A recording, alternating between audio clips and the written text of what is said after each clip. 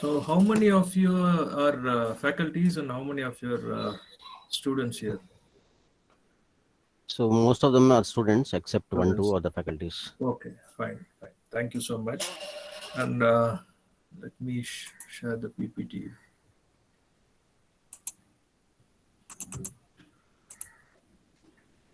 Can you all see this? Yes. Yes, sir. Yes, sir. Okay, okay, okay. Before that, uh, since we are very less in crowd, can we all introduce ourselves? Can you, students one by one? Can you speak? You can tell your name and also the course you study. We'll Yes, start with Abhirami Abhiram. Jayasilan. Abhirami Jayasilan. Yes, sir. Good morning, sir. My name is Abhirami, and I'm doing my fourth year final year design. Fourth year final. Wonderful. About Jayanti. Good morning, sir. Hello, sir. This is Professor Jayanti, faculty, sir. Okay, ma'am. Okay, ma'am. Thank you. Thank you. Thank you. Good morning, sir. I am Tafim, the third year, fifth, sir. Okay, thank you. Thanks for introduction.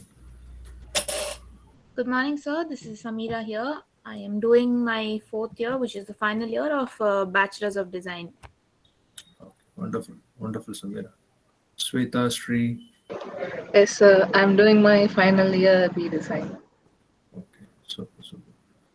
So most of you must have known about UX by this time because you're all senior students, and this course is really fundamental course about it's going to be a 1 hour or so course where I'm going to share only the fundamentals of UX design and the steps, the 4 steps method for UX design. And I don't know whether this will make you an expert or not, but this will definitely give you an insight on you becoming an expert in UX design. So with that hope, I just move on to the slides now.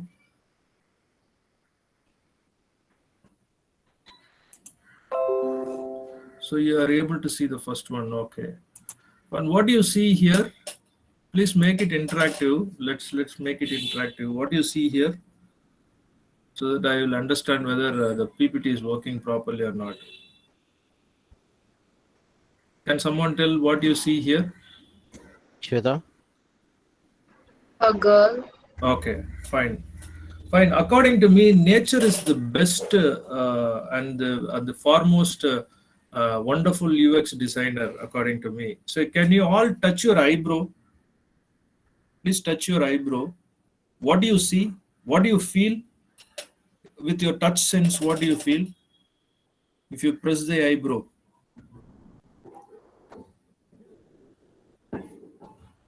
Come on, someone can answer.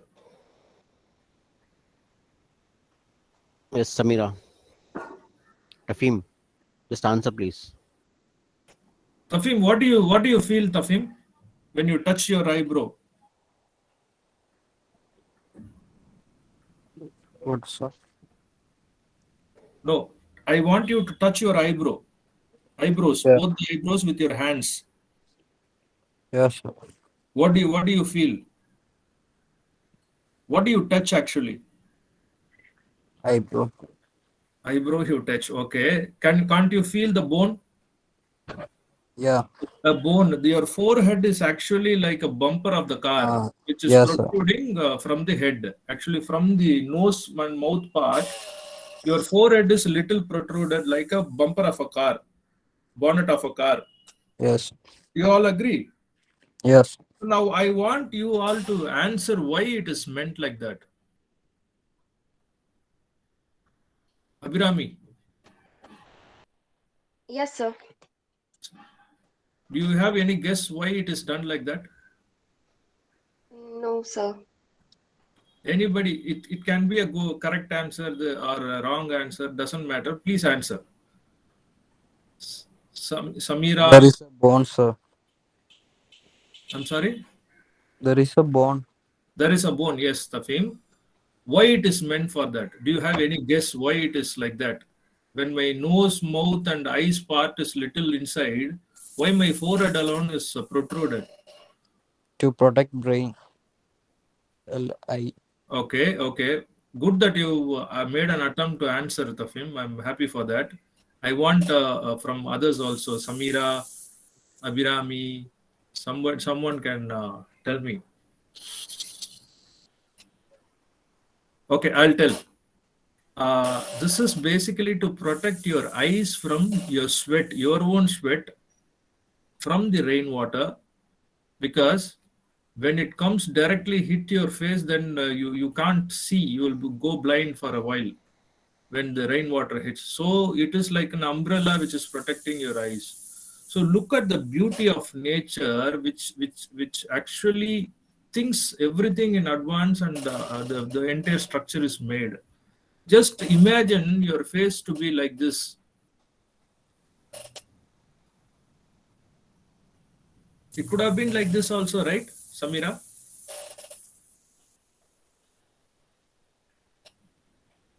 So why you people are so silent? I'll feel sleepy otherwise. Please answer. See, just imagine your face like this. You have to take the food to your nose, under, and then to your mouth, which is not a proper design, because when a food is taken to your mouth, the nose, which is above the mouth, actually smells the food and identify whether the food is rotten or it is fresh. And it goes to the brain cell and tells you to take the food or not. So that is the beauty of nature. So according to me, the nature is the best UX designer. Hope you all agree with that. And we will see what is UX and what is UI. By this time, you people must have known all these things, but anyway, let us relearn and reinforce what we have learned. This UX is to do with the logical part of the product or a service, where the UI becomes the visual part of it, right? Yes.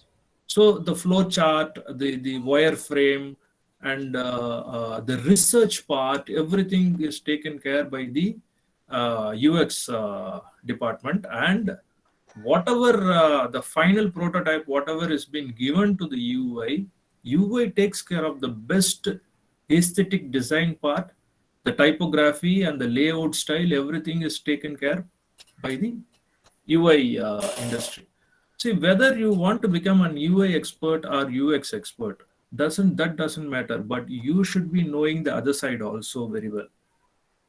Suppose you want to become an UI expert, you should be thoroughly knowing the UX also. Only then you can become an expert. I want you all to become an expert in the design field, whatever you are in. Okay. With that understanding, we'll move. Now we will, in this entire 1.5 hours, 1 hour course, what we will be seeing is how the UX must have evolved, number one. And number two, the four aspects of UX design. So how actually the UX design can be processed. With this tool, you can do any scenario can be done with these 4 steps. Okay. So the caveman, according to me, must have been the first UX designer for his own convenience, his or her own convenience. I mean, what is their primary job? Tafim, what is their primary job? Yes, sir. What is the caveman's primary job?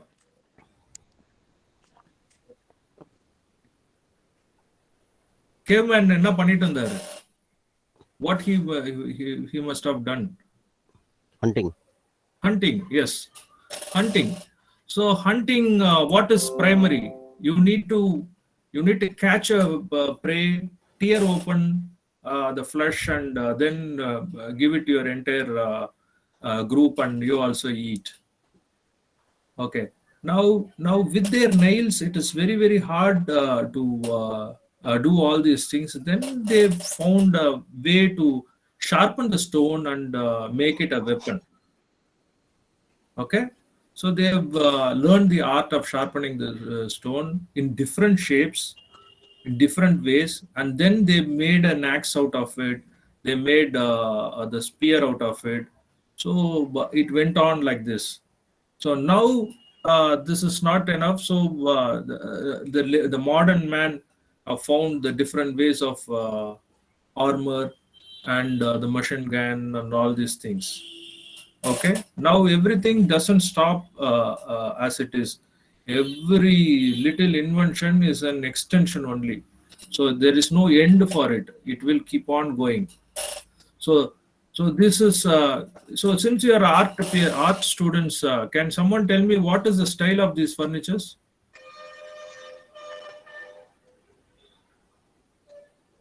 Shweta?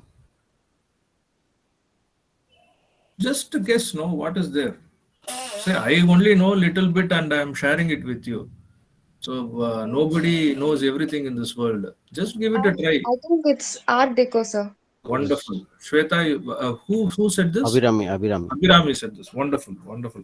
Art Deco came in 1920 in an revolution. Now this furniture, why I'm showing this, because when it came in the year 1920, people would have thought that this is the ultimate furniture. There is nobody can think beyond this comfortable furnitures and all these things. But that is not the end. People started inventing so many other ways of comfort and aesthetics and design part, everything. So now what we see is the modern furniture and minimalistic wardrobes. So everything has changed over a period of time. So why I'm giving all these examples is because so there is no end for there is no saturation when it comes to design. You can keep on trying new things, which will be welcomed by the user. So this car must have been manufactured 80 years before, and at that time everything is analog. The speedometer, fuel gauge, everything is analog. The person who manufactured, the person who designed this car must have thought this is the ultimate, right? This is the end of car design, but that is not fact. So what you see here in this frame is the latest XUV 700 Mahindra's car, which is state of the art, and beautiful features are included. Look at the dashboard, everything is LCD, LED, even the speedometer, everything is LED. You can change the pattern, theme, everything as you are changing the theme in your phone. So that is the beauty of, new inventions in user experience. Can someone tell me what car is this? Tesla. Wonderful. Tesla, yes. Tesla, what is the main advantage of Tesla? Can someone tell? It's a charging car, sir. Okay, charging car. Then? Autopilot mode is there. Autopilot. It is not fully autopilot. It has to be governed by a human being. But this car is almost 95% self-driven. Only thing is when you have to cross the lanes, you can judge it. So we are going to see a video of it. It's a 17 minutes video, but I will try to cut short it. We will see it for 5 minutes and then move on to the next slide. Is that okay with everyone? Okay, sir. Yes. Okay. Thanks for the response. What's up, happy people? Welcome back to another episode.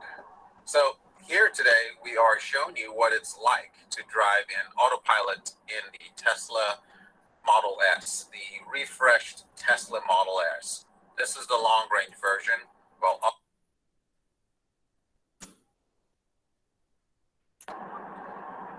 What's up, happy people? Because it really takes a lot of that pressure off driving.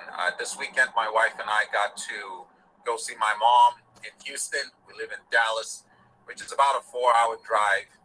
And honestly, I mean, being able to drive about 95% of that drive, that trip in autopilot, just phenomenal driving experience, just a whole lot more pressure off me driving. So this is what it looks like. You engage autopilot in this vehicle. I have it set to 1 click, so I just click that button there once.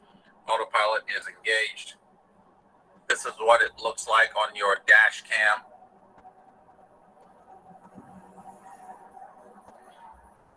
And here we're coming up on a curve, and you will see the car take the turn pretty easy. Now, you still have to be paying attention. You know, this is not a get in the back seat and watch the car drive you type experience. No, you are still an active participant alongside the vehicle, but the vehicle is doing the driving. I'm more just assisting. Now, you probably noticed, you've seen me touch kind of the knob here on my steering wheel, on my yoke, a couple times. And that's because about every 30 seconds or so, the car prompts you, still wants to make sure you're paying attention. And that is the kind of white blinking flashing light you see come up there every 30 seconds. So I just slightly touch the wheel here, just a slight knob nudge. The car knows I'm still paying attention, and it, you know, goes back to doing its thing. But I am not accelerating, I am not braking, I am not steering. The car is doing all that for me. It anticipates a lane change. See that blinking white light there? I will nudge. The car will change the lane.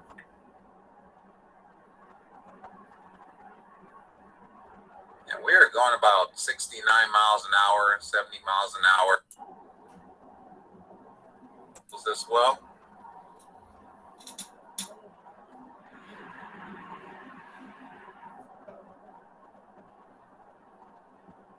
Feature. This is the experience. So if you're out there considering, I would definitely recommend you get one.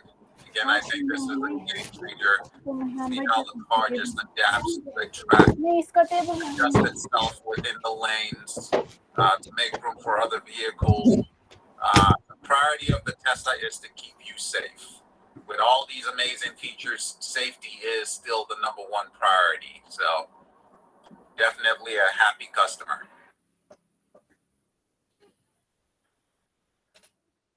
All right.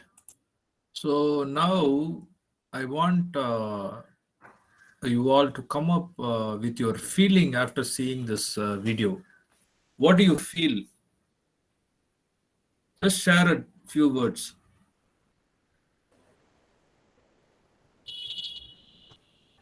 Tafim, what do you feel?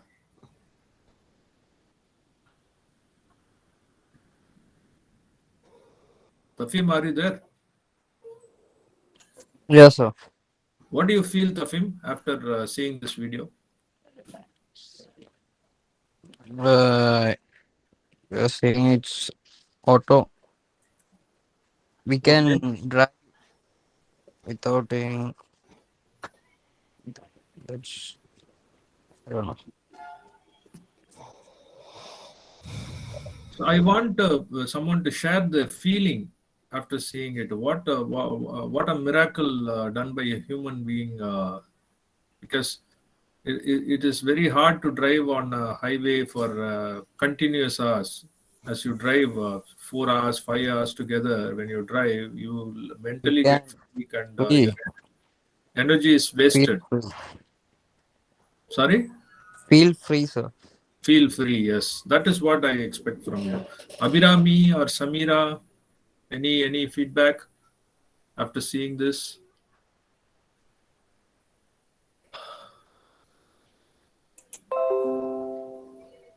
Okay.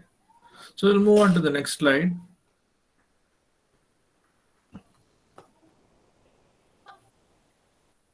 So the future car may be like may come like this, where the entire the displays will be more and less of less of things in dashboard. Okay, so we'll move on to the next one. What do you see here? If you quickly answer, then I'll quickly finish your session. It's a deal from me. Come on, participate. What do you see here? Brush types. Okay, types Different. of brush. Yes. Types of brush.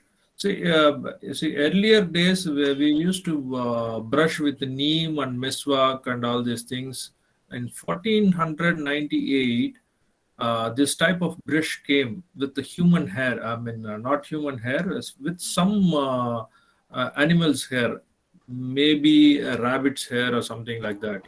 So after that, from 1498 AD till this 2000, the same type of brush we have been using, the same shape, same kind of bristles, everything is the same. Now, nobody even thought about it, whether it can be enhanced or not. Luckily, this idea was grabbed by Apple, and they have introduced a new brush which is rotatory and with all this feature, and a small micro camera is also fixed, so that after brushing you can see the entire video of the brushing and see what kind of oral hygiene do you have.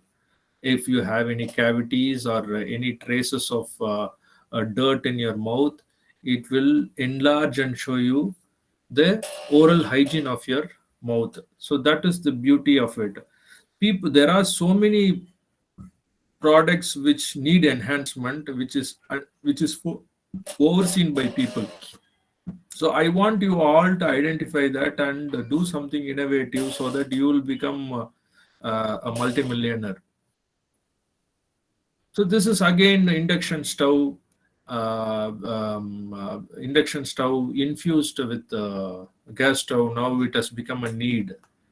It was a luxury item. The hot pad was a luxury item, but now this is no more a luxury. It has become a mandatory. So the transformation of the stove which we use at home has also become uh, a part of UX. So this is about the payment transformation. Can someone read all the 6 points, 5 points? Sorry.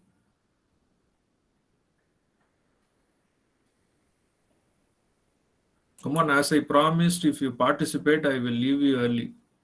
May I, sir? Please. Payment transformations, barter, product for product, coin, gold, bat silver, paper, currency, card, master slash visa slash swipe slash insert slash Wi-Fi, electronic, unified payment interface. Thank you. Thank you, ma. Now, earlier human beings used to sell their goods, what they have at home. They sell it for what they don't have. For example, a farmer who has a herd of sheep, he gives a sheep for grains or for some rice or for wheat, for something else, vegetables or anything. So this is how human being traded things. But later on, when kings came into existence, they printed their own face on the coin, and for every kingdom there used to be a different coin, which is mostly in metal only, gold and silver. So and then right now, what we all know, every different countries has currencies for themselves, and then even the card era is slowly fading away now. The plastic money, what we call as credit card or debit card, earlier we used to swipe it, and then people for UX experts felt that swiping is a very tedious job, and then they came out with a microchip which you can insert inside the gadget and deduct the money, and now it has become Wi-Fi. Just don't even have to insert it. Just flash it on top of the machine, it will detect the money. But what unified payment interface, that is UPI, done in this era, just happened in this 2-3 years. Globally, people started accepting UPI, right? Google Pay or Phone Pay or Paytm is now widely used. The disadvantage what we have with debit card and credit card is the vendors lose a lot of money when there is a transaction happening. But when it comes to unified payment interface, that is UPI, now you don't have to, the vendor doesn't have to pay anything to the UPI thing. So now even UPI, if you think, there are two parts. One is the phone with which you use. What do you generally do? Can someone tell me the steps of paying someone? Through UPI, sir. Yes. Suppose you want to pay. 1 second. You want to pay Sweta Street 100 rupees. What do you do? We open the app using some password or something. Then we scan their username, and Okay. then we enter the amount and we put a PIN number and then enter. It's done. Okay. What is this process actually? This comes under UI, right? Interface. You are using an interface and doing it. Yes, sir. Now I want Shweta Sri or somebody to talk about the UX part of it. Just to give it a try. You don't have to be perfect. Tanuja, somebody can talk about it. I'll give you a hint. I'm paying money to Tafim or Mr. Usha Kiran. The money which is there in my account has to go to his account. Okay, that is the UX part. So how it? Just imagine and tell me how it would have happened. How it happens.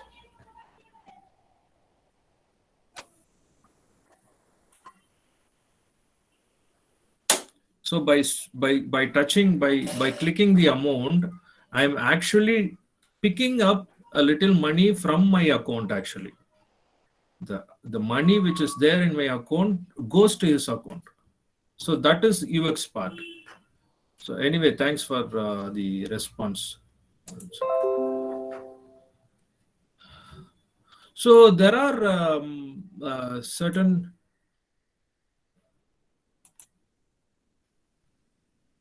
One second.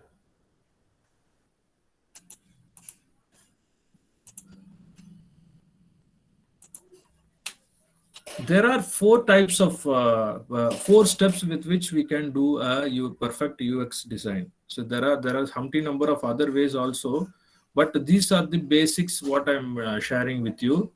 First, you need to gather all the requirements, and you have to do a novel alternative design. And for that design, you need to do a prototype, and then it has to be evolved. I mean, it has to go for the evaluation. Okay, and if the evaluation says it is satisfactory, then the product gets released. Otherwise, again it has to go to the requirement gathering, and then you have to give an alternative design, and then it goes to the prototype, and then it goes for evaluation. Am I right? Now, there are 4 steps in requirement gathering, which we will see one by one. Can someone read it for me?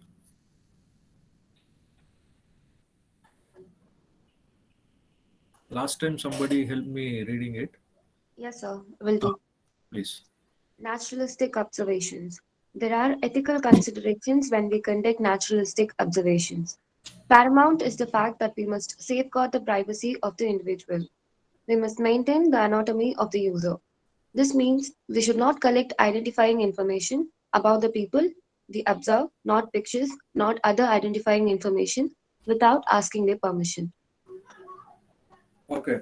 Naturalistic observation happens with human beings and also animals. The wildlife photographer or the wildlife observer goes to the forest, sits on a tree, and observe the behavior of animals for months and years also. So similarly, people who sell product, who produce product, are doing this naturalistic observation. For example, if you are on a shopping complex or a grocery shop, where do you go? What do you pick first? How? What is the pattern? What is the behavior of your purchase? And all these things have been observed. Who knows? You must have also been a naturalistic observed user, or me. But this happens without any communication between the observer and the user. This can be recorded. This can be written in a piece of paper. This can be videographed also. So we really don't know the other side of it. When you become a naturalistic observer, when you do this process, what you should be knowing is that privacy is absolutely important. You should not go and ask why you are doing this. Then you are becoming biased. So what they do, you have to capture and take all the information from the naturalistic observation and process it for your novel design alternative. The second thing is focused group. So there will be a group of 10 or 5 people gathered in a meeting room or in a hall or in a studio, where videos are taken, audios are taken by the media person, and also the group of people will be treated as user, and then you collect information from them, from a representative who will be asking questions to the group of people. Okay.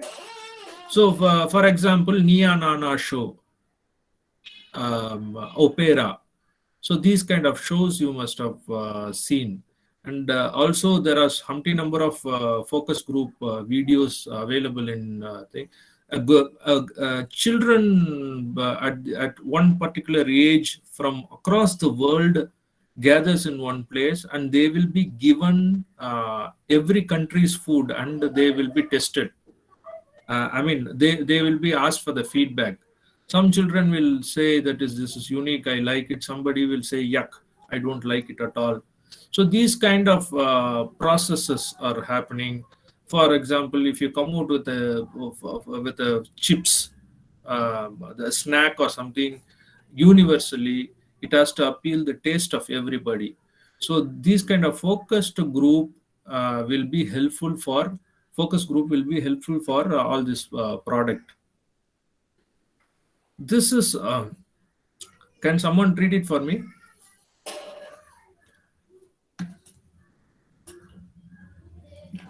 Tanuja, can you just read that, please?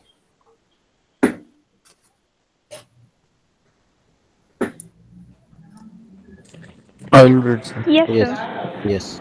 Go on. Surveys. Surveys require little direct interaction. The survey may be physical, where someone hands you a sheet of paper, but now it's more common to have them be completely digital. Either you sleep up to kiosk, or one opens up automatically when you browse a website. Okay. Now surveys are happened like this. There will be 10 paper questionnaire. Somebody will ask, sir, do you have 10 minutes or 15 minutes? I need to do a survey with you. And then they will ask question and keep ticking the appropriate boxes. Now it has evolved in such a way that once you complete your purchase in Decathlon or Pantaloon or somewhere, the monitor there will ask you question: are you happy, less happy, not at all happy? So you click it, and then what is the feedback about the salesperson? What is the feedback about the billing person? and what is the feedback about the range of products we have. So many things are there. These are the surveys gathered from user to process a good user experience. Okay, so interview is unlike all these things. Interview requires more personalized. I think it will be mostly one to one with the user, and there will be a lot of questions asked. Quantitative data are collected, qualitative data are collected. um, so interview is something which you can, again, in interview you have to maintain the anonymity of the user. You should not reveal out any information about them. So without their consent, you should not reveal any of their information. So interview is most effective. You can try interview methods also when when you produce something unique. So what is the output of all these things? You will get to know their needs, their goals, their behavior, their demography, what do they feel, what they do, what they think, what they say. Everything has been collected. Okay, this is a complete data which you can collect through the 4 steps process in user gathering information. Okay, for example, if you see needs and goals, she wanted to have a healthier lifestyle. She wants to look fitter and lose pounds. See, all these things are the expectation. So the problem area is weight loss. So the similar kind of thing for a male.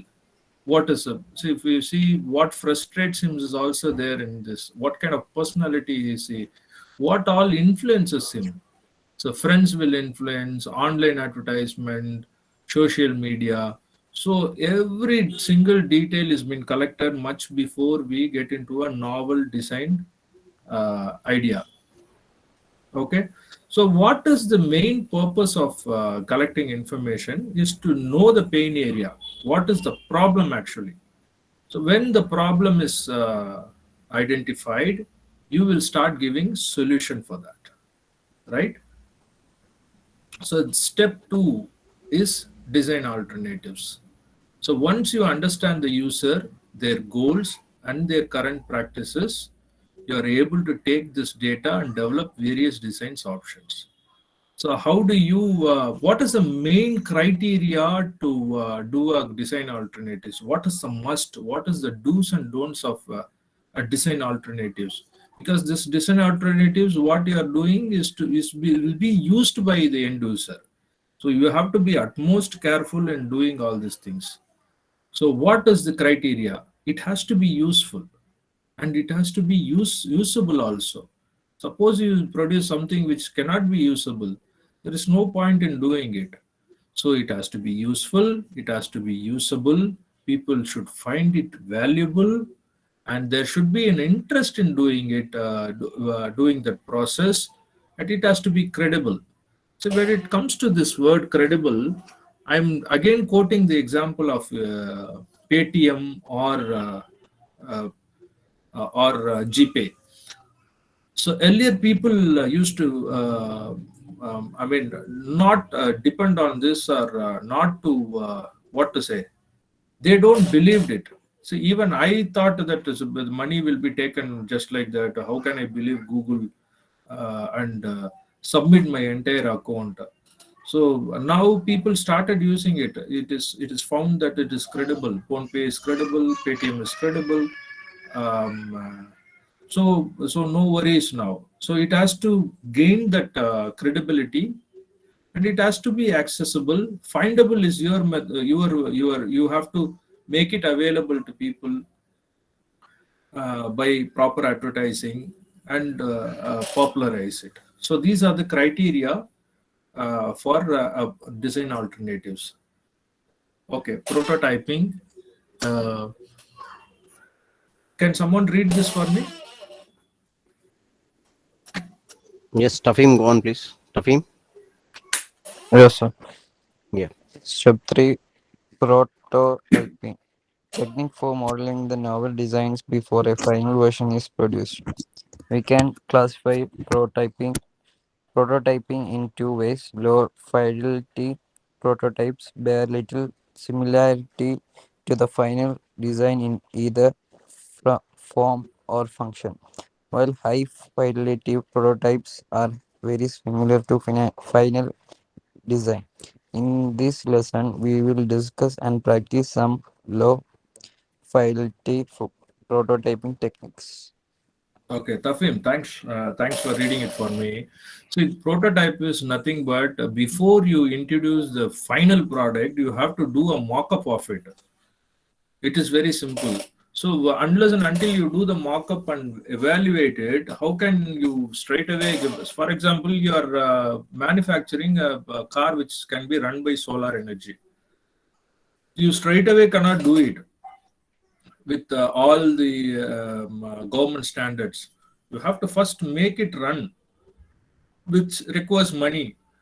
So you can do it in either low fidelity or high fidelity prototype. The two types of prototyping, one is low fidelity and high fidelity. We will see how low fidelity prototype happens when it comes to making an app. Just to take, for example, an app. So these are the wireframes. The connectivity, as I said, the money from my account has to go to Mr. Usha Kiran's account. So how the process happens, how do I give all the information to the system? So all these things will be done in wireframing. So for which you have to put a tabular column and connect everything in the sketch way. It's initial scribbling, you would say. So this is the low fidelity prototype. We will see one visual of low fidelity prototype before we move on to high fidelity prototype.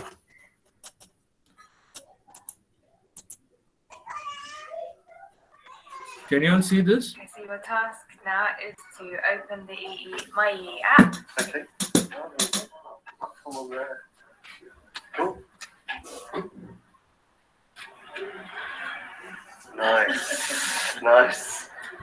And now your task is to register and log in. Okay.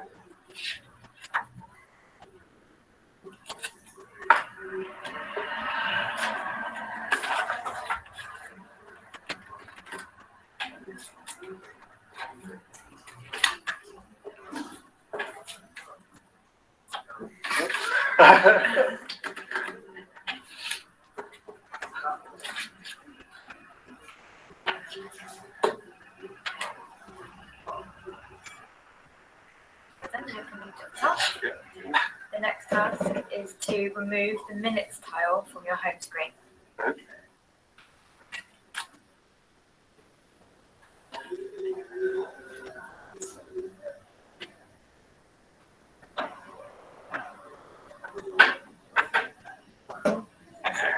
Oh.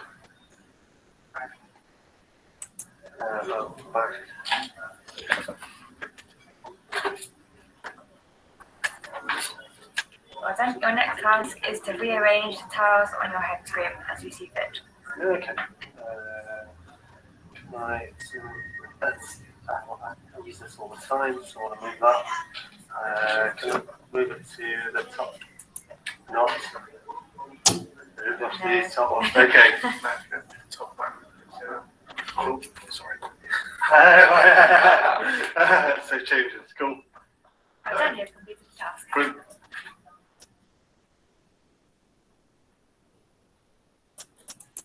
Okay, this is how the low fidelity can be done with card method or paper method. Or however you want to do, you can keep checking the wireframes of it. It will also help the UI person to do a proper design. Okay, the final design can be given by your UI person. So these are the few photographs which I gathered. Okay. So high fidelity prototype is, if you say the same example for an app, this is how it will be. The final product, what you see, which involves money and also the help of, with the help of UI designer, you will be making the final product. So we will see few. This is how it will be. We will see few examples. Another video as to how it will come like the 20 best UI.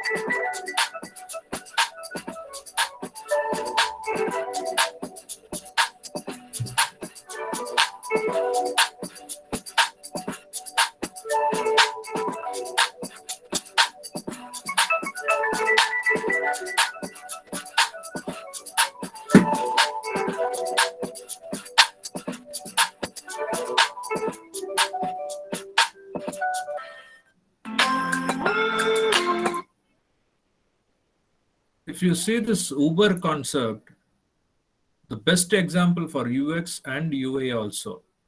So just can't imagine where the vehicle is coming from, and it is nearing you. So those kind of experience you never felt before Uber came into existence.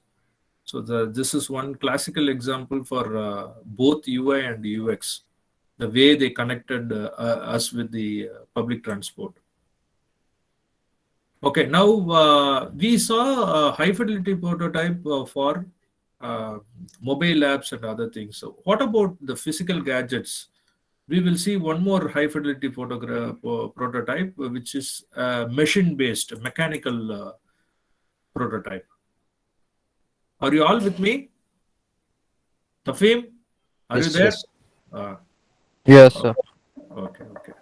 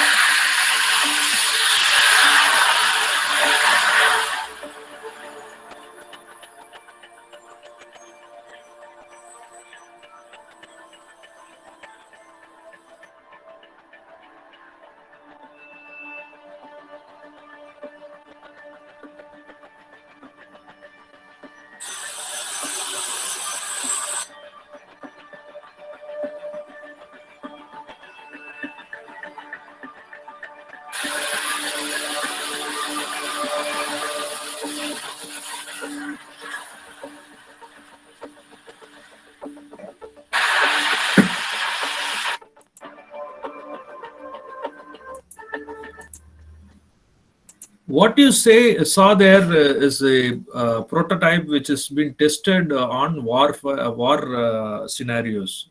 How to barge into the enemy's ship and make your battalion come onto their ship. That was the demonstration we saw, and this is the low fidelity prototype of what we saw as a video.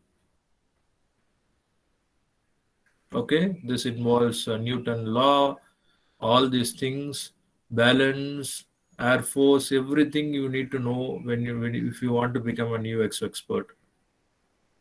Okay, now you may do something which is very, very small in size. For example, you want to make a remote control or something for your project or something.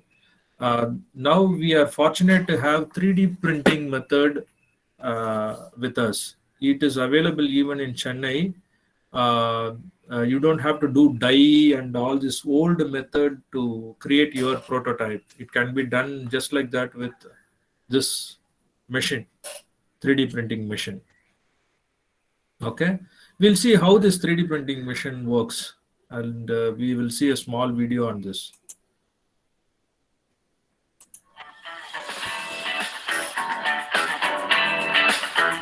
Hi, welcome to another episode of Z Creations. Today we're in the Polytechnic of Gdańsk, and today's story is going to be about bridge building. And what I mean by that, we're going to see 9 teams compete about the best structure printed, made, designed, and tested in order to withstand as much pressure as possible. Follow us now.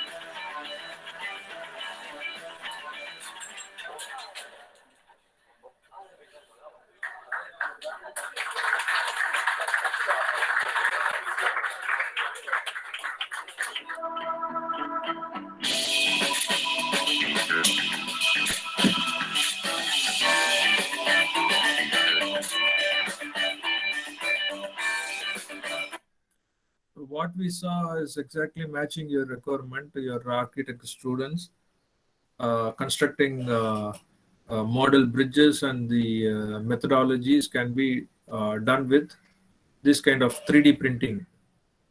Okay, hope this was useful for you. And the 4th step is evaluation. There are 2 types of evaluation. One is formative and summative. In my style, if I want to put these 2 evaluations, I would put it in this way.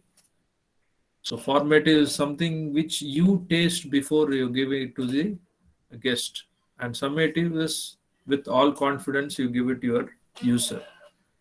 Okay. Now you people may think that if you think that it is exhaustive, everything is done, now it is UX has come to saturation, what am I going to do? Is there a scope for me to invent something and give a best user experience to the user?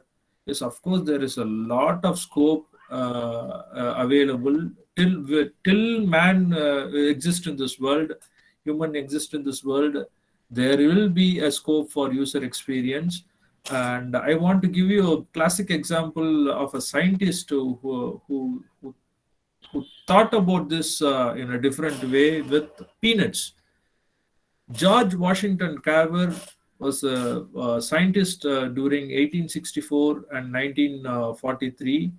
This person has invented 300 products out of just peanuts. Just out of peanuts alone, he made 300 products. And just to see a few example, he produced even diesel out of peanuts. And peanut butter, or our favorite peanut butter is also introduced by him only. So many things out of peanuts he has done. Why I'm quoting this example? Because even out of peanut, if you can do 300 products, why not with you can come out with something better than Google Pay and Phone Pay. So you can sky's the limit for you all to do become a good user experience designer. And user experience design not only for selling a product, it can be done for a social cause also. So finally, I'm going to put on video. With that, we are going to end the session, and we will open it for questions if there are any. Otherwise, we will wind it up. Now, the video, what I am going to show you is not to think about any commercial thing, but to invent a novel idea, a design to solve a social problem. We'll see that also.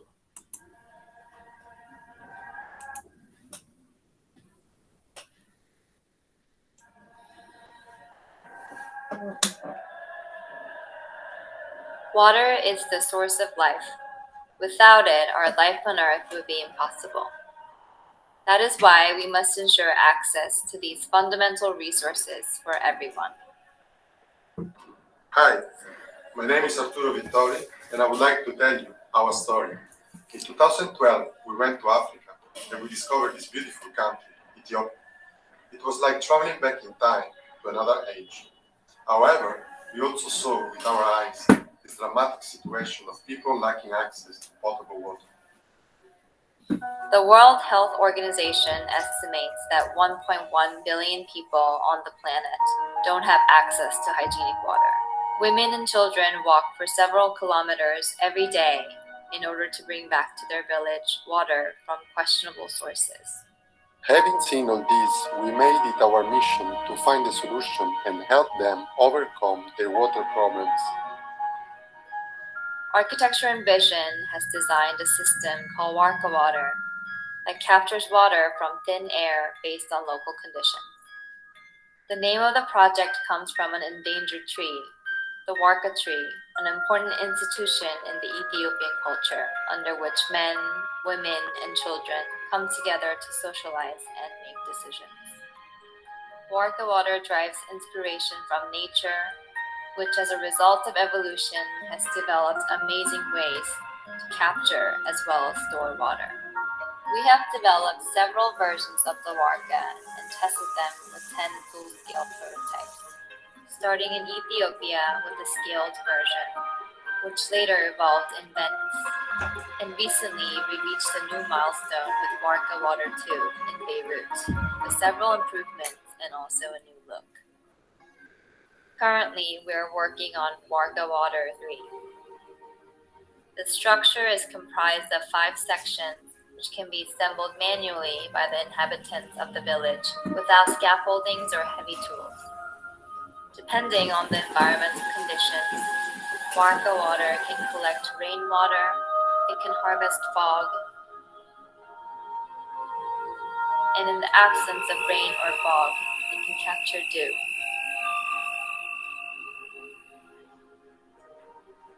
At Architecture and Vision, we're working hard to make Warka Water a reality. We're creating custom meshes and devices, such as Warkino, to analyze local weather conditions and improve water collection.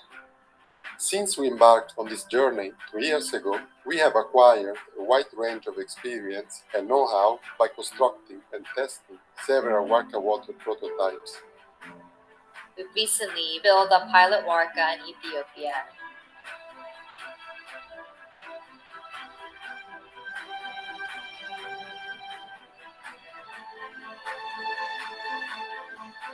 Other 2 Warkas will follow in 2016. After this test period, Warka water will be ready for large-scale production and distribution. There is still a lot of work to do.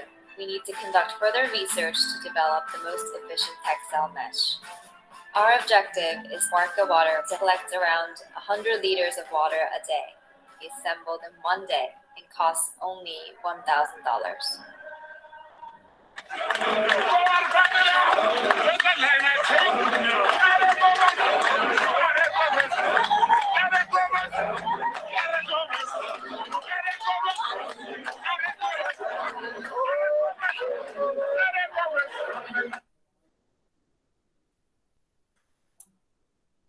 So with this, I'm ending this session.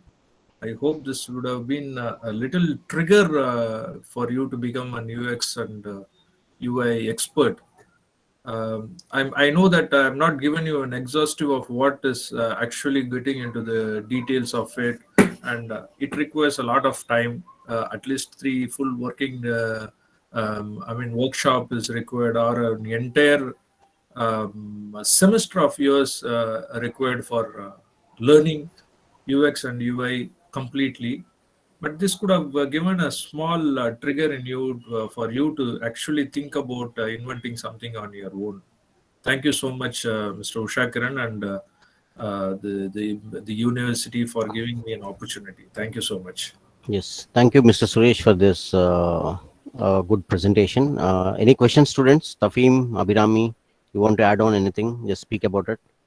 How do you feel about it? Tanuja?